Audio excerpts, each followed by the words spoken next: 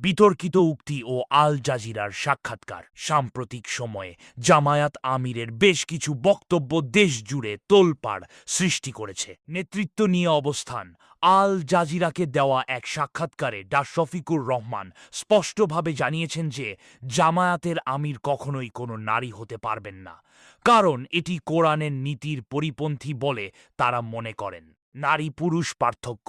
তিনি উল্লেখ করেন, আল্লাহ নারী ও পুরুষের মধ্যে কিছু মৌলিক পার্থক্য তৈরি করেছেন যা পরিবর্তনযোগ্য নয়। সংসদীয় নির্বাচন। এবারের ২০২৬ সালের নির্বাচনে জামায়াত থেকে কোনো নারী প্রার্থীকে মনোনয়ন দেওয়া হয়নি, যদিও তিনি দাবি করেছেন তারা ভবিষ্যতে এর জন্য প্রস্তুতি নিচ্ছেন।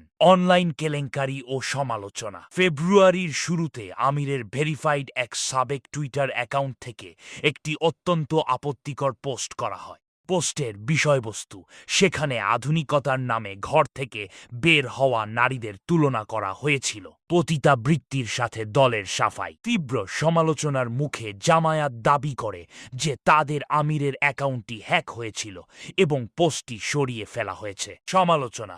বিএনপি ও বামপন্থী দলগুলো এই ব্যাখ্যা প্রত্যাখ্যান করেছে।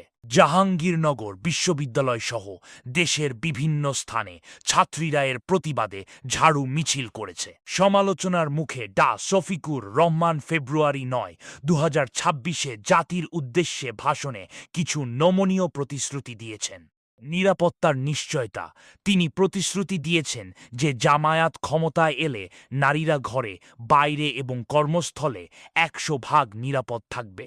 নারীরা মেধা অনুযায়ী দেশ গড়ায় অবদান রাখবে, তবে জামায়াত আমিরের মতে তা হতে হবে সম্মানের সাথে।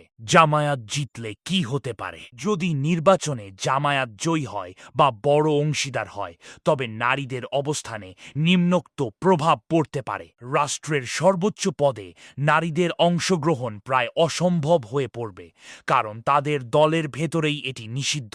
পোশাক ও আচরণ বিধি। যদিও তারা সরাসরি বাধ্যতামূলক পর্দা বা হিজাবের কথা বলছে না, তবে ইসলামী নৈতিকতা রক্ষার দোহাই দিয়ে কর্মক্ষেত্রে ও শিক্ষা প্রতিষ্ঠানে নারীদের চলাফেরায় অঘোষিত নিয়ন্ত্রণ আসার সম্ভাবনা প্রবল। আইনি কাঠামো। পারিবারিক আইন এবং উত্তরাধিকার আইনে বড় ধরনের পরিবর্তন আসতে পারে, যা সম্পূর্ণ ধর্মীয় বিধান কেন্দ্রিক হবে। নিরাপত্তা বনাম স্বাধীনতা। জামায়াত নিরাপত্তা দেওয়ার কথা বললেও সমালোচকদের ভয়, এই নিরাপত্তা আসলে নারীদের ঘরের ৪ দেয়ালের মধ্যে সীমাবদ্ধ করার একটি অজুহাত হতে পারে।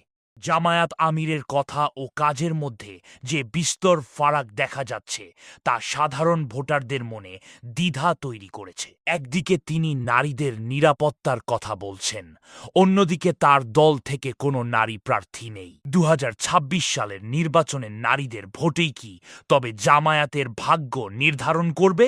আপনার কি মনে হয়? মন্তব্য করে জানান।